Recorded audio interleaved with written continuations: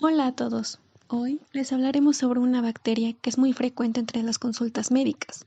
Comúnmente son las causantes de enfermedades gástricas, como son las úlceras pépticas. Así es, estamos hablando de Helicobacter pylori. Y en esta ocasión, mis compañeras Laura, Berenice, Fernanda y su servidora Mireya les hablaremos sobre el tema.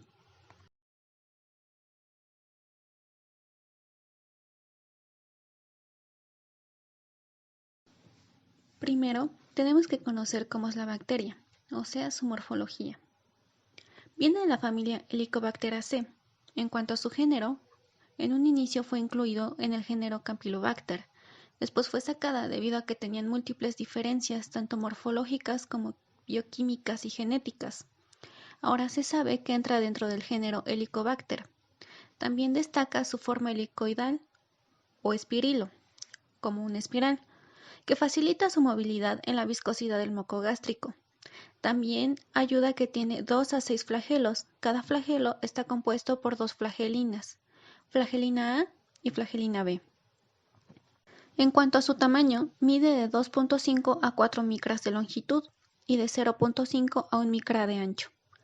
También destaca que se considera microaerófilo, pero eso lo detallaremos más adelante.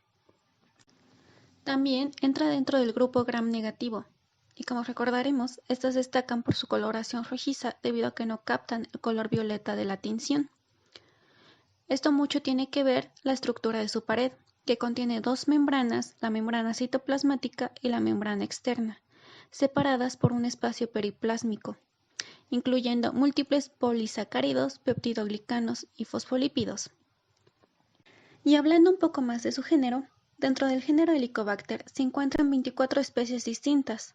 Entre ellas tienen una mayor importancia las que pueden ver en la pantalla, ya que se asocian con enfermedades en humanos, como son Helicobacter hepaticus, Helicobacter pylori, Helicobacter vilis, Helicobacter guttmanni, Helicobacter cynnaedi, Helicobacter rapini y Helicobacter fenelinae, afectando al sistema digestivo, específicamente al hígado, páncreas y tubo digestivo. Otro punto importante a mencionar es su cultivo, ya que la bacteria se considera exigente por las características que debe tener su ambiente para poder sobrevivir. Entre estas destacan, como lo había dicho anteriormente, que se considera una bacteria microaerófila, ya que no necesita altas concentraciones de oxígeno para sobrevivir. De hecho, necesita del 2 al 8% de oxígeno y del 7 al 10% de dióxido de carbono. También necesita nutrientes como peptona, triptona, extracto de levadura, glucosa, sales como cloruro de sodio, bisulfito de sodio y del 1 al 10% de sangre. Esta puede ser de carnero, de caballo o suero fetal bovino. Como fuente de energía necesita, además del oxígeno, hidrógeno y metano. El metano para llevar a cabo la metanogénesis. También se necesita estar dentro de un ambiente con un pH de 6.6 a 8.4 y a una temperatura de 33 a 40.5 grados centígrados.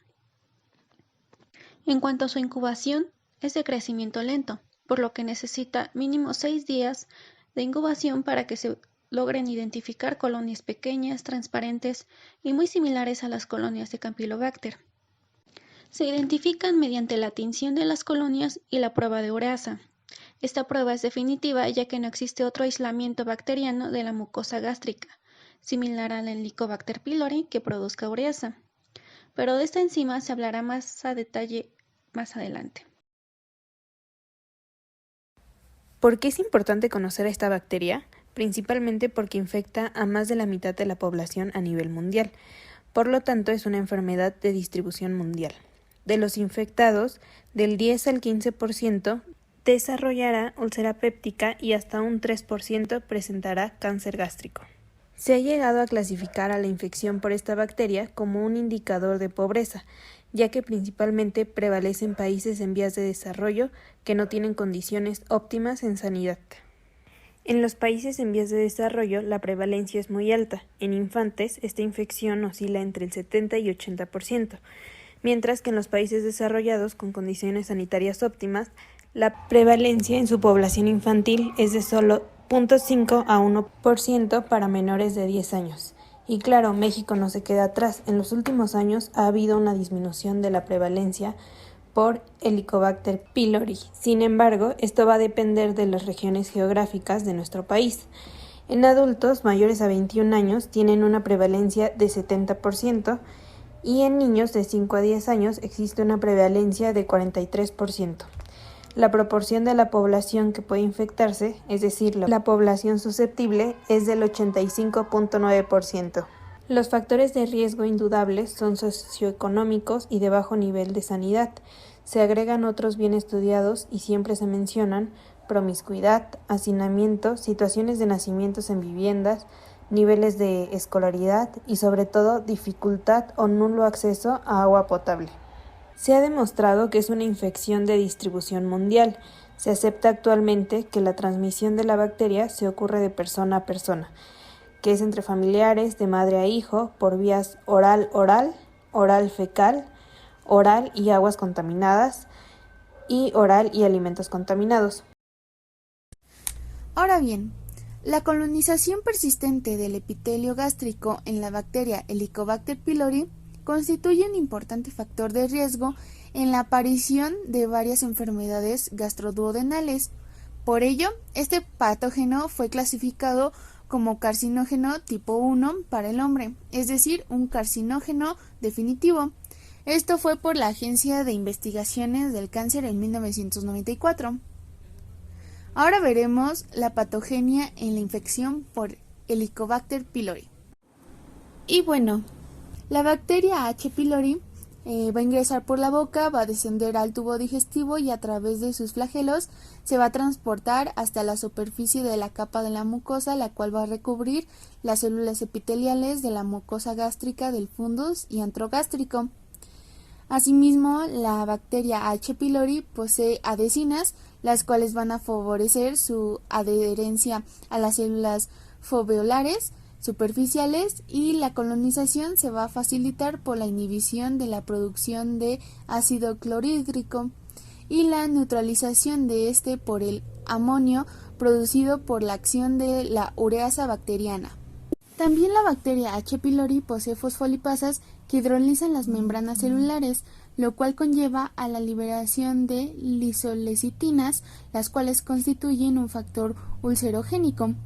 También posee lipopolisacáridos, peptidoglucanos, tetrapéptidos, entre otros patrones moleculares asociados a patógenos, los cuales estimulan una gran variedad de receptores extra e intracelulares como el NOT1, los cuales ejercen un importante efecto quimiotáctico sobre los eosinófilos y neutrófilos y además van a facilitar su reclutamiento y proliferación.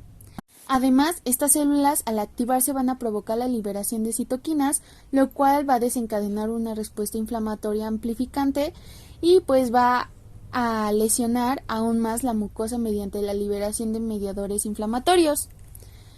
Y bueno, se puede decir que la colonización se va a dar por diferentes cepas y pues este va a ser el caso de la bacteria H. pylori y que va a mostrar el ejemplo extremo de alto grado de mutaciones y muy alta frecuencia de recombinaciones genéticas, ya que lo habitual es de que un hospedero no sea colonizado por un simple o único clon, sino que va a ser por un racimo de bacterias estrechamente relacionadas.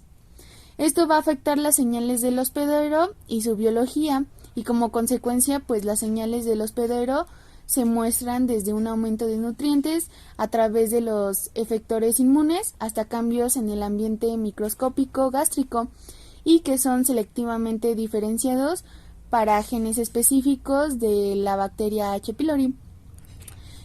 Por ello, pues cada hospedero es colonizado por una combinación de genes bacterianos con un genotipo dominante determinado por su selección. Además, la bacteria Helicobacter pylori va a tener una elevada variabilidad genética, lo cual va a dificultar que el análisis de un único gen o factor de patogenicidad pues pueda poseer un valor pronóstico muy elevado, ya que aunque la infección con H. pylori promueve la aparición de enfermedades gastroduodenales, la mayoría de las personas infectadas no presentan síntomas ni desarrollan pues afecciones, y pues por ello hoy en día se conoce o se sabe que este fenómeno se va a deber a que la patogénesis promovida por la bacteria H. pylori está determinada por la compleja interacción de factores del hospedero, factores ambientales y factores bacterianos. Ahora hablaremos sobre los factores de virulencia que contribuyen a la colonización de la mucosa gástrica.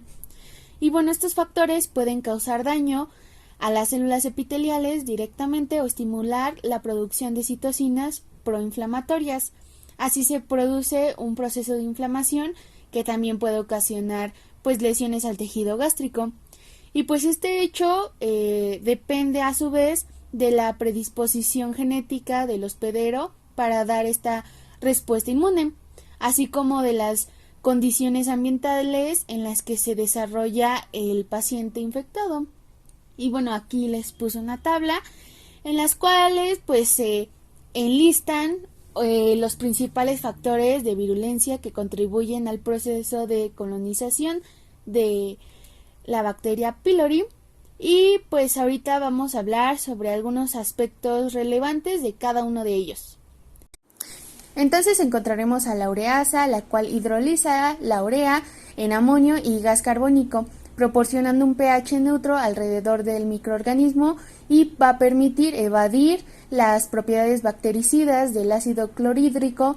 Y bueno, los iones de amonio van a inhibir los transportadores gástricos de bicarbonato y con ello pues se va a impedir la alcalinización de la mucosa gástrica, y el amonio que se produjo va a aumentar el pH elevándolo hasta 6 o 7 en su entorno, y pues así se van a producir una serie de daños los cuales van a afectar a la microcirculación y a las células epiteliales superficiales, y así se va a originar una necrotización del tejido. Además, debo de mencionar que la H. pylori cuenta con mecanismos para la detoxificación de los metabolitos, así como para la reparación de daños sufridos que favorecen su supervivencia en el tejido inflamado. También vamos a encontrar a los flagelos, los cuales facilitan la penetración y la adherencia en el epitelio superficial de la mucosa gástrica. Y bueno, la bacteria H. pylori posee alrededor de 2 a 6 flagelos monopolares. Y también vamos a encontrar a las adhesinas, en donde la bacteria H. pylori se une a las células del huésped de forma específica mediante un elevado número de adhesinas. Y pues a continuación les voy a mencionar algunas de las adhesinas que están involucradas en la fisiopatología de la infección por H. pylori. Entonces encontramos a la Hep-A o Helicobacter pylori adhesin A, la cual es una de las principales proteínas de la membrana externa. Y bueno, también encontramos a la adhesina Bat-A, la cual facilita la adhesión y colonización del patógeno al antígeno B y al antígeno Lewis. También está la adhesina Sap-A, la cual es una proteína de adhesión al ácido siálico.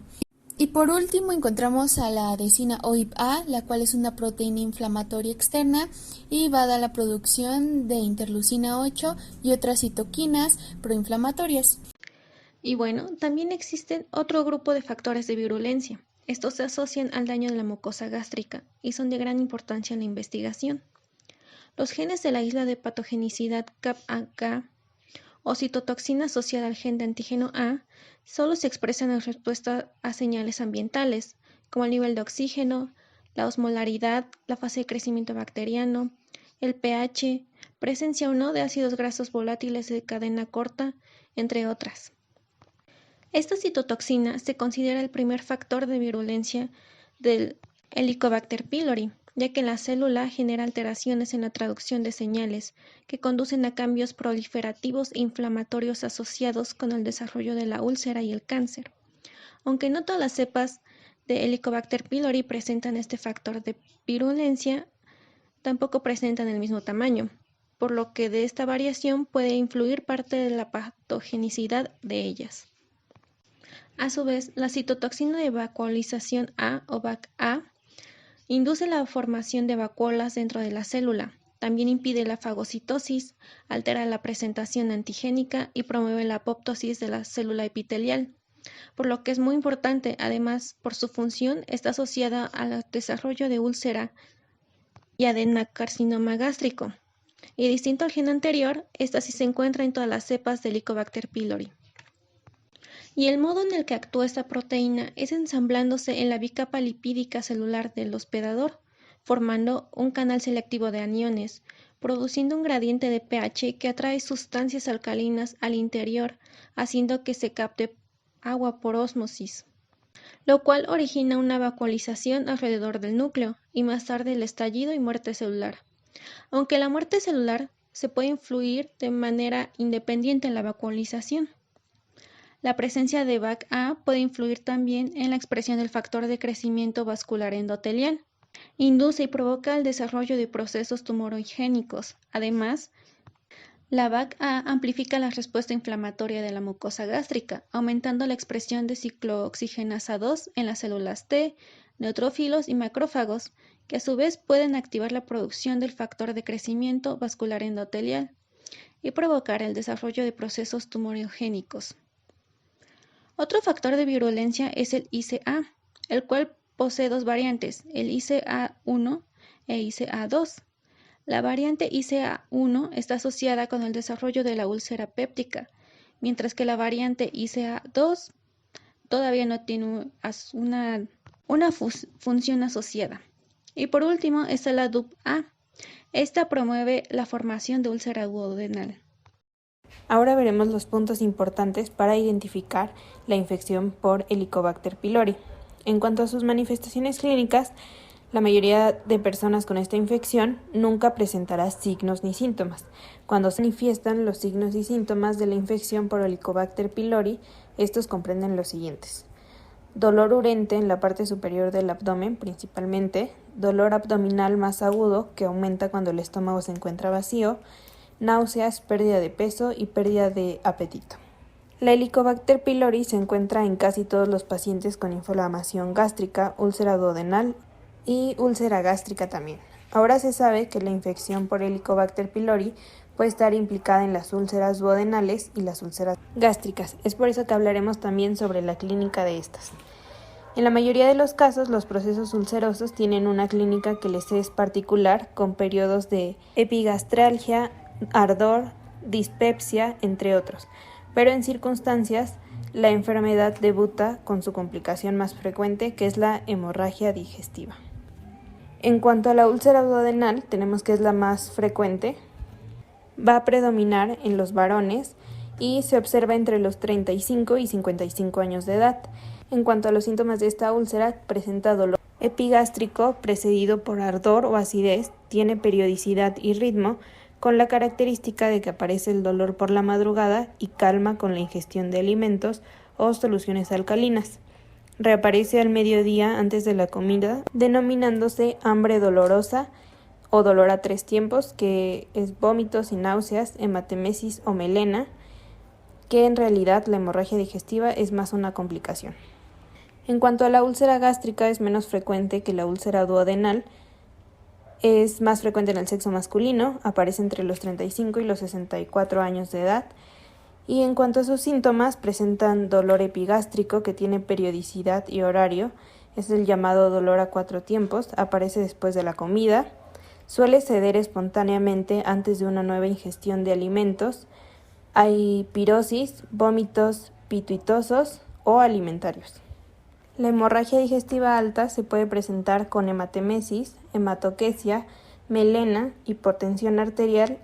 Otros datos de importancia clínica es que el paciente puede estar inestable hemodinámicamente con sangrado activo, puede estar estable hemodinámicamente con sangrado activo o puede estar estable hemodinámicamente sin evidencia de sangrado activo. Por último, el cáncer gástrico temprano prácticamente es asintomático, pero cuando está avanzado predomina la pérdida de peso, el dolor abdominal y también existe disfagia, saciedad temprana, vómitos persistentes y anemia por eventuales sangrados. Ahora hablaremos sobre el diagnóstico de la bacteria H. pylori. Por ello es importante que tomemos en cuenta que actualmente existen varios métodos para diagnosticar su presencia y también debemos de saber en quién se debe de investigar su presencia, ya que en algunos lugares hasta el 90% de la población está colonizada por esta bacteria y los exámenes por ello pues saldrían positivos. Y por lo tanto pues no va a tener sentido que solicitemos la investigación de la bacteria H. pylori en algunas personas que no van a presentar la sintomatología específica. Además, la bacteria Helicobacter pylori se puede diagnosticar a través de dos tipos de métodos, los cuales van a ser los métodos no invasivos. Estos no van a requerir endoscopía, y los métodos invasivos, que estos requieren de realizar una endoscopía con toma de biopsia gástrica.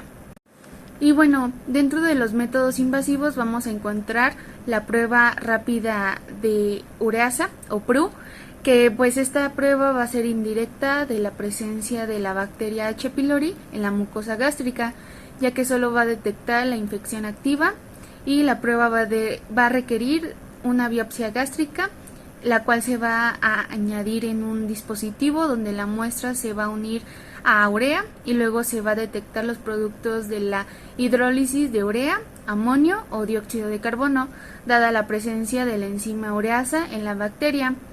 Si se da una PRU positiva, esta va a requerir alrededor de 10 bacterias H. pylori en la muestra. La velocidad de la reacción de la PRU pues va a depender de la carga bacteriana y de la temperatura.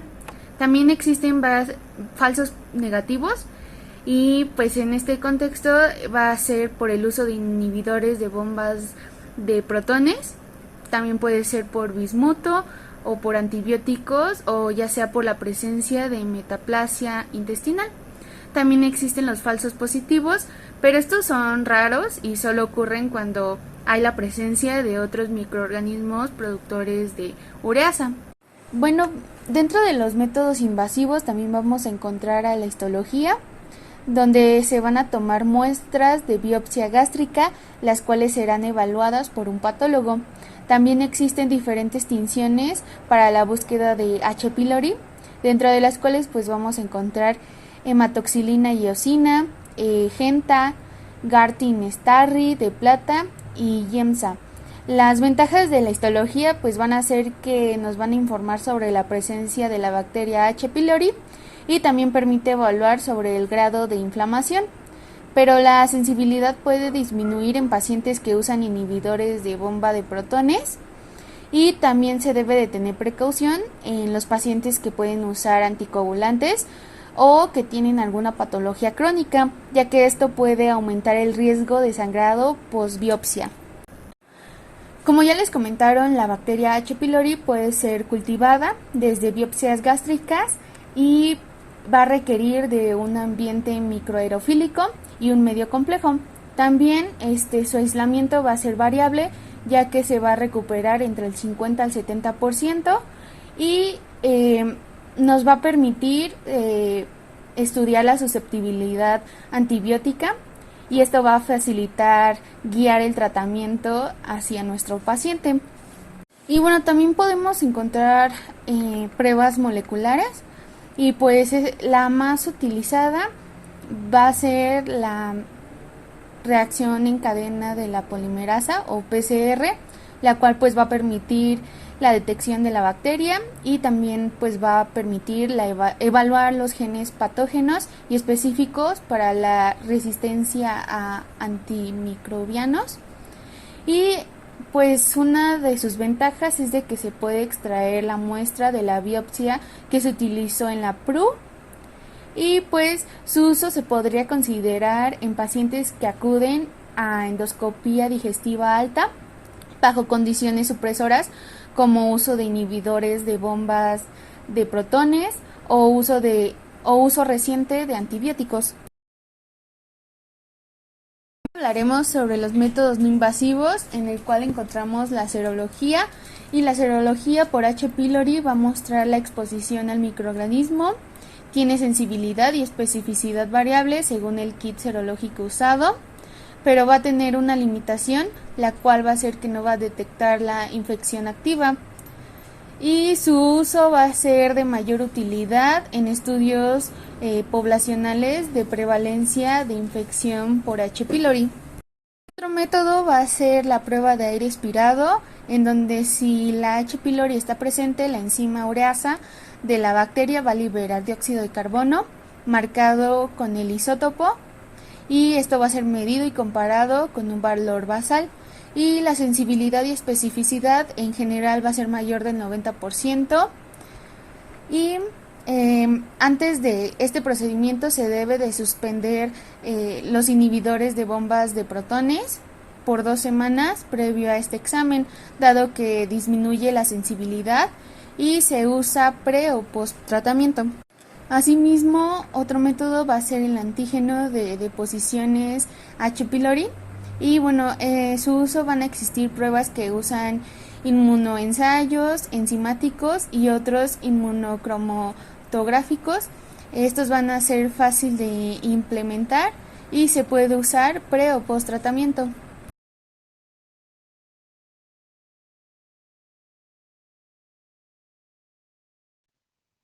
¿Es necesario utilizar antibióticos para el tratamiento contra infecciones de este tipo? Pues la realidad es que sí. Las infecciones por Helicobacter pylori suelen tratarse con al menos 2 antibióticos diferentes a la vez. Esto para ayudar a evitar que la bacteria desarrolle una resistencia a un antibiótico en particular. Algunos de ellos son la amoxicilina, la claritromicina y la tetraciclina. Pero para tratar este tipo de infecciones no son necesarios únicamente el uso de antibióticos, sino que también se recetan y se recomienda el uso de fármacos supresores de ácidos para ayudar a sanar el revestimiento del estómago. Los medicamentos que pueden inhibir el ácido son los inhibidores de la bomba de protones, los bloqueadores de la histamina y el subsalicilato de bismuto. Además, se recomienda un análisis para el Helicobacter pylori al menos 4 semanas después del tratamiento. Si los análisis muestran que el tratamiento no tuvo éxito, el paciente debe someterse a otra ronda de tratamiento con otra combinación de antibióticos. Los inhibidores de la bomba de protones son medicamentos que suspenden la producción de ácido en el estómago. Algunos ejemplos de estos medicamentos son el omeprazol, el esomeprazol, el lansoprazol y el pantoprazol. Las dosis adecuadas de estos medicamentos son de 10 a 20 miligramos en caso del omeprazol, esomeprazol y rabeprazol, mientras que del lansoprazol va desde hasta 15 hasta 30 miligramos y en el pantoprazol de 20 a 40 miligramos. Los inhibidores de la bomba de protones son fármacos que actúan inhibiendo de manera irreversible la enzima hidrógeno-potasio ATPasa de las células parietales de la mucosa gástrica.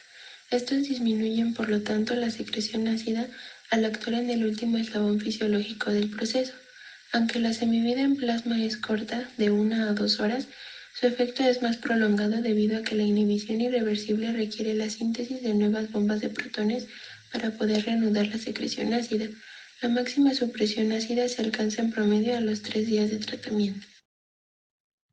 En cuanto a los bloqueadores de la histamina, van a ser medicamentos que bloquean a una sustancia llamada histamina, la cual desencadena la producción de ácido. Un ejemplo de estos medicamentos es la cimetidina. Este tipo de medicamentos actúan al suprimir la secreción de ácido clorhídrico, producido por las células parietales del estómago. Sus funciones ocurren al bloquear la unión de la histamina, liberadas por las células SL estomacales, con el receptor H2 de la célula parietal, impidiendo la secreción de ácido clorhídrico. Por otro mecanismo, ciertas sustancias que promueven la secreción de este ácido, como la gastrina y la acetilcolina, tienen un efecto reducido cuando se bloquean los receptores H2. En el caso del subsalicilato de bismuto, este va a ser más conocido por el nombre de la marca Pepto-Bismol. Este fármaco funciona recubriendo la úlcera y protegiéndola de los ácidos del estómago.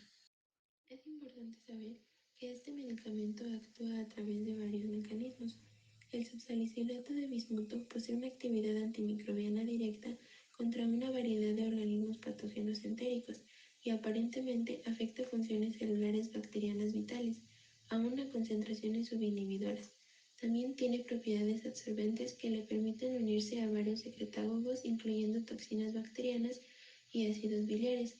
Además, este medicamento promueve la absorción y reduce la secreción de agua y electrolitos en el intestino, primordialmente a través de la inhibición de la síntesis de prostaglandinas.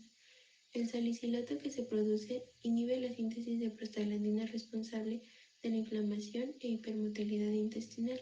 El salicilato puede tener también un efecto estimulante y antisecretor de la absorción de líquidos y electrolitos a través de la pared intestinal. Igualmente se ha reconocido que este medicamento funciona como un agente protector de la mucosa intestinal.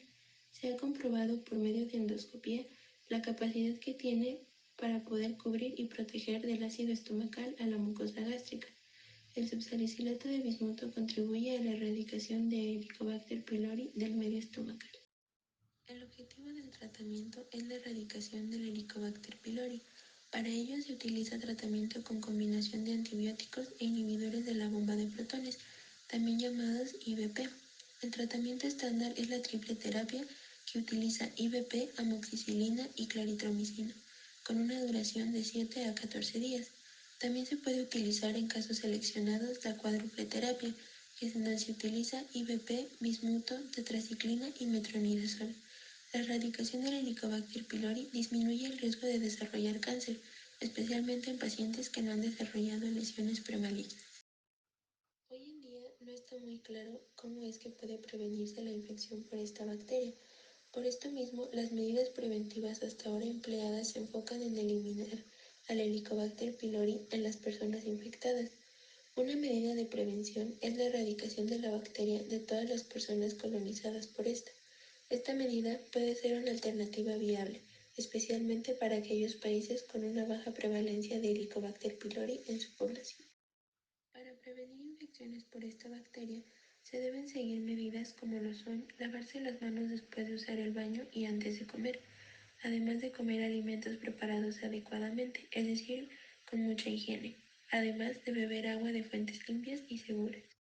Muchos de los expertos opinan que en Helicobacter pylori una medida preventiva mucho más necesaria y efectiva en países con una alta prevalencia de esta bacteria es el desarrollo de programas para el diagnóstico temprano de cáncer gástrico, con el fin de reducir la mortalidad asociada a este padecimiento, que es sin lugar a duda la mayor complicación de la infección por esta bacteria. Por último, hablemos de vacunas. La posibilidad de tener disponible una vacuna para Helicobacter pylori es otra medida preventiva que se ha explorado y está latente en la comunidad científica, a pesar de no haber muchos reportes al respecto. Fue en el 2015 que se mencionó una vacuna que investigadores chinos estaban evaluando, pero no han habido reportes de los progresos alcanzados hasta el día de hoy. La mayoría de los estudios están limitados a los resultados de posibles antígenos que se usarían como candidatos de vacuna en modelos animales.